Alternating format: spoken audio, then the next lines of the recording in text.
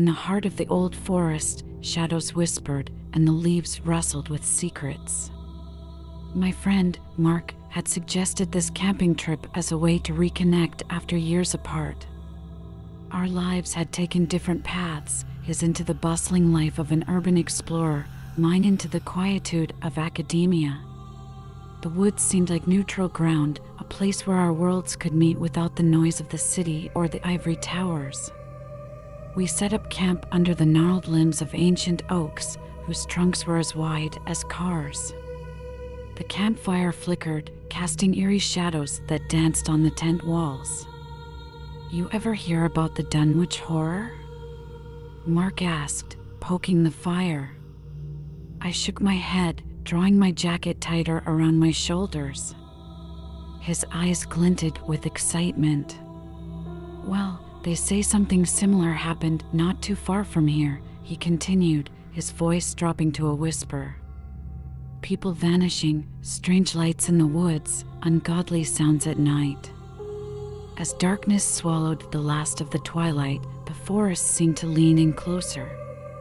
The crackle of the fire was punctuated by the distant snap of twigs, the rustle of leaves, perhaps heavier, perhaps closer than before. "It's probably just deer," I muttered, trying to convince myself more than Mark. He laughed, a sound that seemed too loud in the enveloping silence. "Or maybe it's the spirits of the woods, checking out the new visitors," he joked. That night, as I lay in my sleeping bag, the sounds of the forest seemed magnified. Each rustle and crack seemed to creep closer to our fragile canvas barrier. Suddenly, a shadow passed over our tent, blotting out the moonlight for a heart-stopping moment. I held my breath, listening, the fabric of the tent the only thing separating me from the unknown. When I turned to Mark, his face was pale, his eyes wide. "Did you see that?" he whispered. I nodded, unable to find my voice. The next day, we ventured deeper into the woods. The trees grew so close together that their branches blotted out the sun, casting our path into gloomy twilight. Mark's usual chatter had died away, replaced by a tense silence. We were both on edge, jumping at the slightest sound. "Maybe we should head back," I suggested, but Mark was determined. "We're close to something big, I can feel it," he insisted. As we pushed further, the air grew colder, the atmosphere thicker. I could almost feel the weight of the forest pressing down on us. We came across a clearing suddenly, the ground ahead unnaturally bare. In the center, a stone wall rose, its mouth open like a dark scream. "What the hell is this?" Mark approached it, peering into the darkness below. "It's not on any map," he said, his voice trembling slightly. I felt drawn to the well, as if it beckoned me closer with a silent, pulsating call.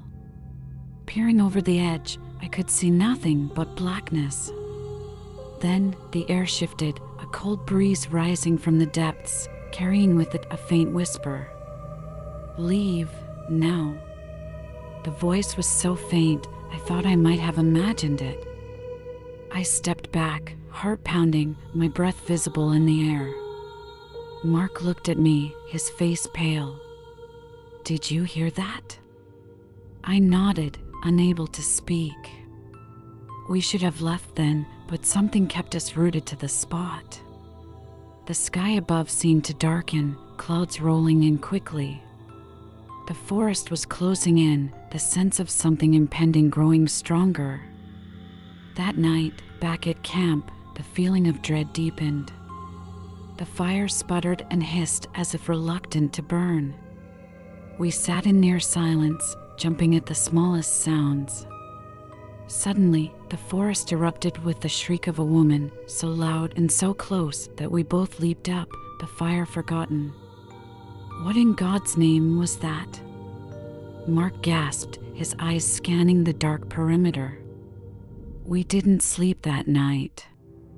Shadows seemed to move just beyond the reach of the firelight, circling our camp with predatory patience. By dawn, we were haggard, nerves frayed to breaking.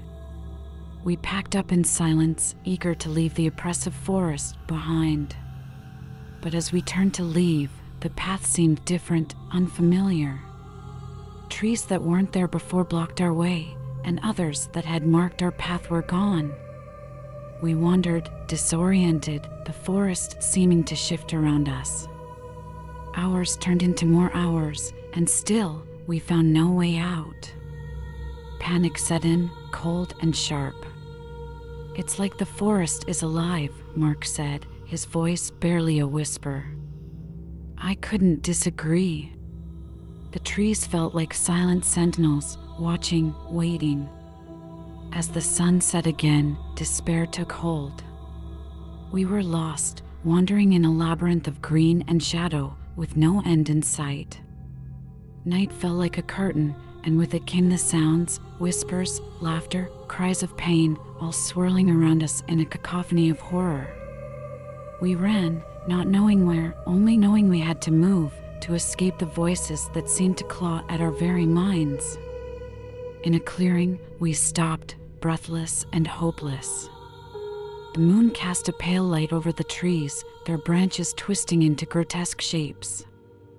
And there, in the center of the clearing, stood the well, waiting as if it had always been our destination.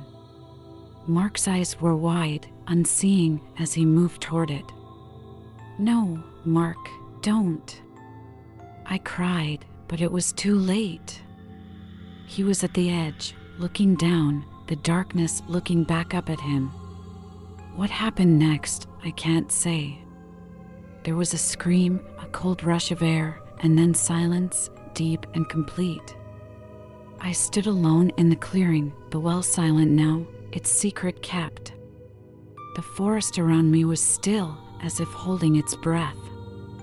I turned, heart pounding, and fled, running from the nightmare we had walked into. I don't know how I found my way out. The trees seemed to part before me, releasing me from their grip. When I emerged from the forest, the world seemed too bright, too loud. I never saw Mark again. They say the woods are haunted, cursed.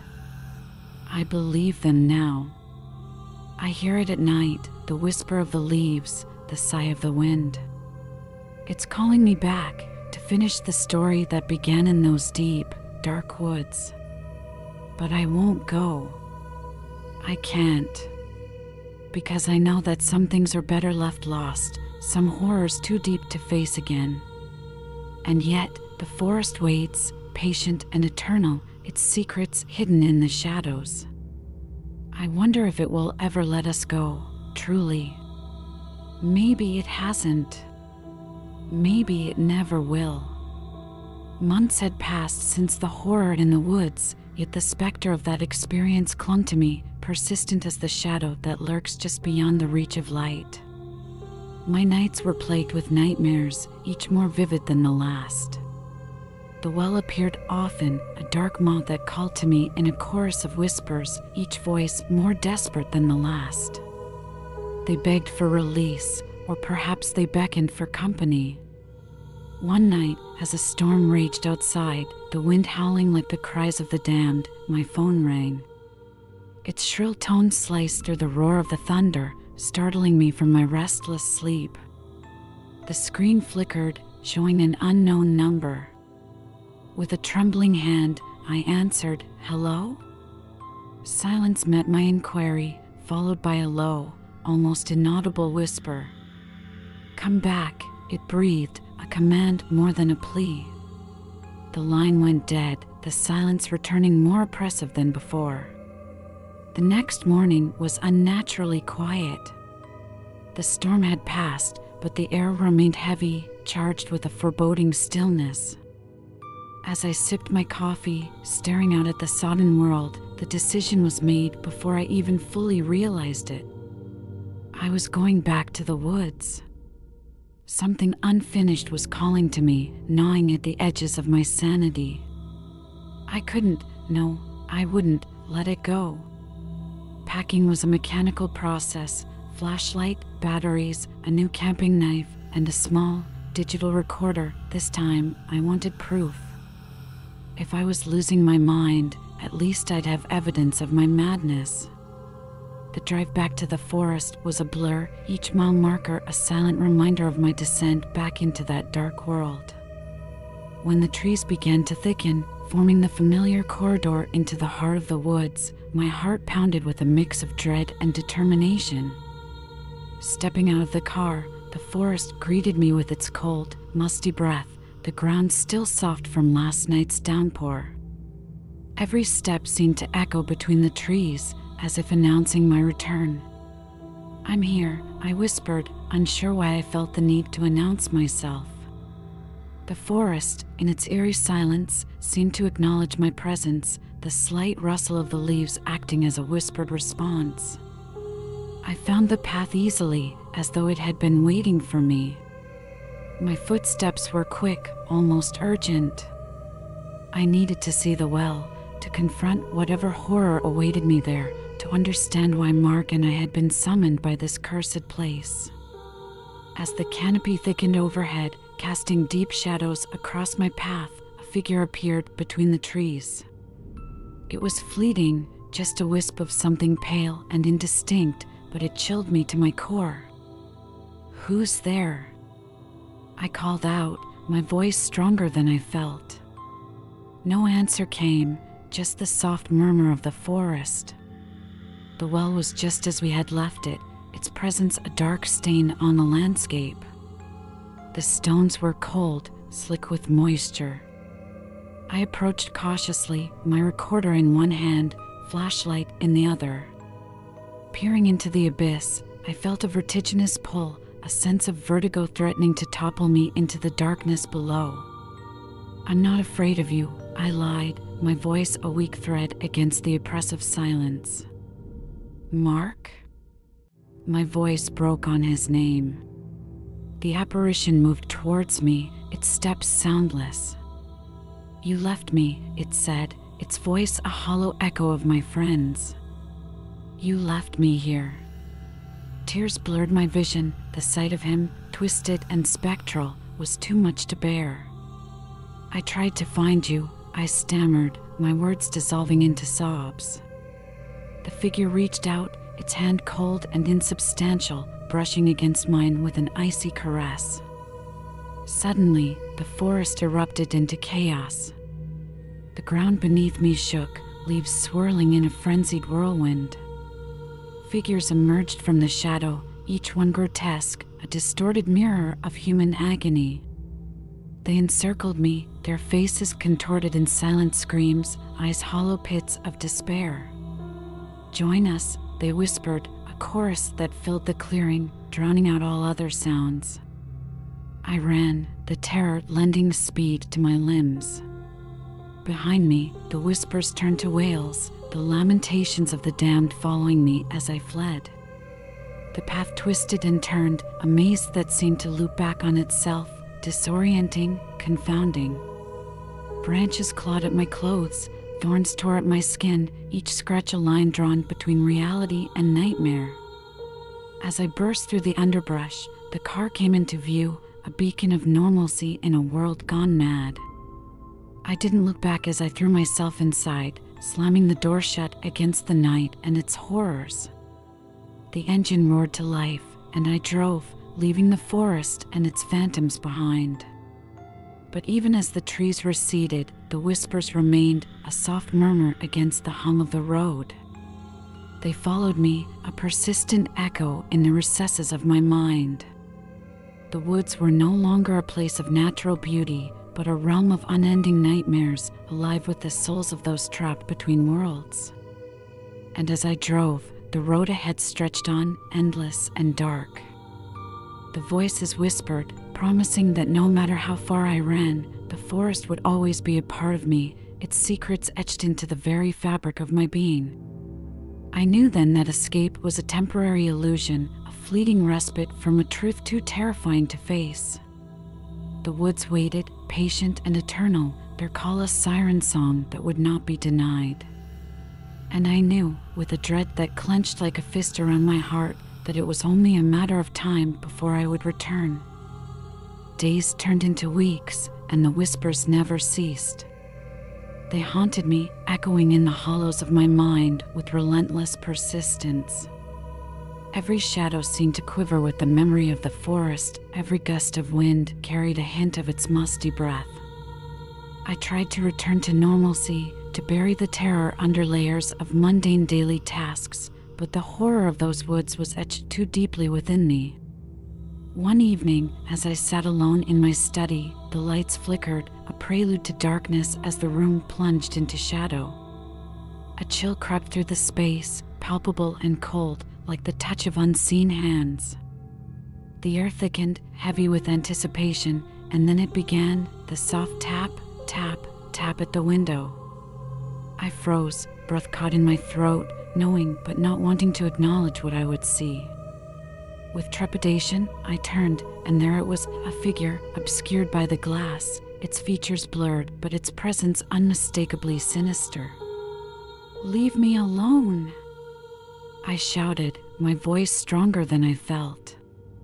The figure tilted its head, as if amused by my command, then, slowly, it raised a hand, pressing a finger against the glass. The temperature dropped further, frost creeping across the windowpane, spreading from the point where it touched.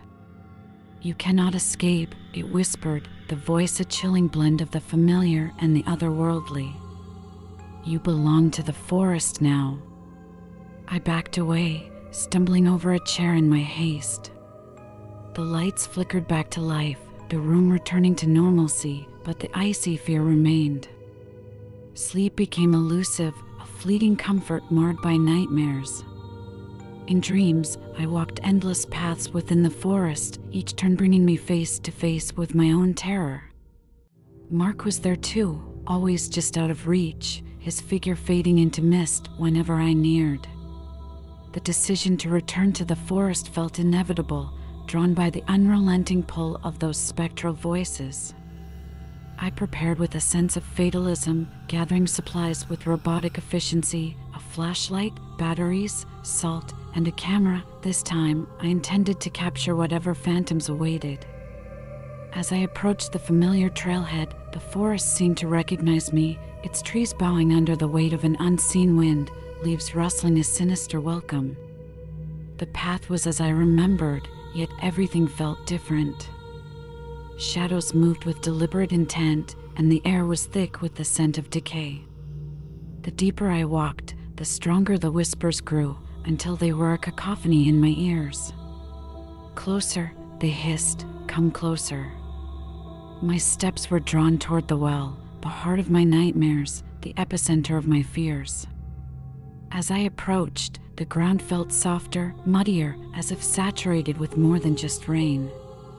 The well loomed ahead, its stones slick with moisture, glistening under the beam of my flashlight.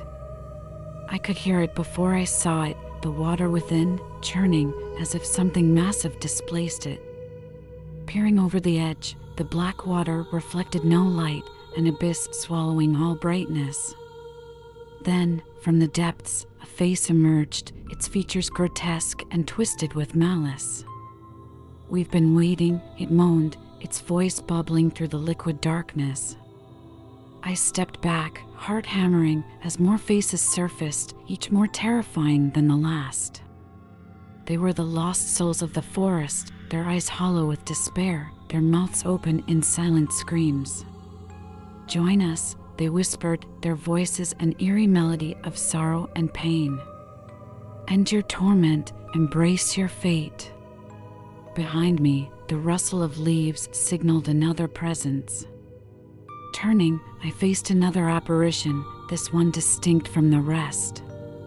It was a woman, her features sharp yet ethereal, clothed in a gown that flowed like mist. Her eyes were deep pools of sorrow, and when she spoke, her voice was the sound of falling leaves. "You cannot flee your destiny," she intoned, her words wrapping around me like a shroud. "Why me?" I managed to ask, my voice a mere whisper against the chorus of the damned. She moved closer, her form blurring at the edges, as if she were part of the very air. Because the forest chooses its own, she replied. And it has chosen you. Her hand reached out, fingers brushing against mine, cold yet oddly comforting. I felt a pull, a desire to give in, to end the relentless terror that gripped my life. But within me, a spark of resistance flared. No, I said, the words stronger than I felt. I won't join you. I can't. Her expression shifted, sadness deepening. Then you will suffer, she said, her voice a sigh of wind through the trees, until you have no choice. The apparitions faded, leaving me alone with the echoing promise of unending torment. I left the well, the forest seemingly opening a path for my retreat. As I emerged from the trees, the moon cast a pale light over the world, a stark contrast to the darkness I had left behind. But even as I walked away, I could feel the forest watching, waiting, its patience inexhaustible. The drive home was a blur of motion, my mind reeling from the encounter. The voices were quieter now, but they lingered, a haunting melody that I knew would never truly leave me. As I parked the car, the house before me seemed both sanctuary and prison, a place to hide yet forever a cage. Inside, the familiarity of the walls offered little comfort. I knew now that I would never be free of the forest's call. It was a part of me, as I was of it. And as I settled into the uneasy peace of my living room, I knew the forest was out there, waiting, its shadows long and reaching. The story was not over, the end not yet written. And somewhere, deep in the heart of those dark woods, my fate awaited, patient and inexorable. The relentless call of the forest had become my constant companion, an inescapable echo in the back of my mind. As days melted into nights, the boundary between wakefulness and dreams blurred, each becoming indistinguishable from the other. My home, once a place of solace, now felt like a cage trapping me with my growing dread. Every creak and whisper of the wind sounded like the soft, sinister murmur of the trees beckoning me back. Driven to the brink, I decided to confront the forest once and for all. Either I would break its hold over me or succumb completely to its dark allure. Packing a single bag with essentials, food, water, my camera, and a newly acquired old silver crucifix that seemed to hum with a quiet power, I set out as the sun dipped below the horizon, casting long shadows that seemed to reach out towards me, as if the darkness itself was alive. The drive to the forest was quiet, the only sound the gravel crunching under my tires and the occasional, distant howl of an animal, a sound that seemed both foreign and familiar. As I parked near the trailhead, the air felt charged, heavy with anticipation. The trees stood like dark sentinels against the night sky, their branches swaying in a non-existent breeze, whispering secrets in a language felt rather than heard. Armed with my flashlight, I made my way along the path, the beam cutting through the suffocating darkness. Each step seemed to echo against the stillness, a stark reminder of my solitude. The deeper I ventured, the more intense the feeling of being watched became. Shadows flickered at the edge of my vision, elusive yet distinctly humanoid in form, darting between the trees as if mocking my efforts to catch a glimpse of them. Finally, I reached the well, the epicenter of my nightmares. It sat in the clearing exactly as I remembered, its dark opening yawning like a mouth poised to consume all that dared approach.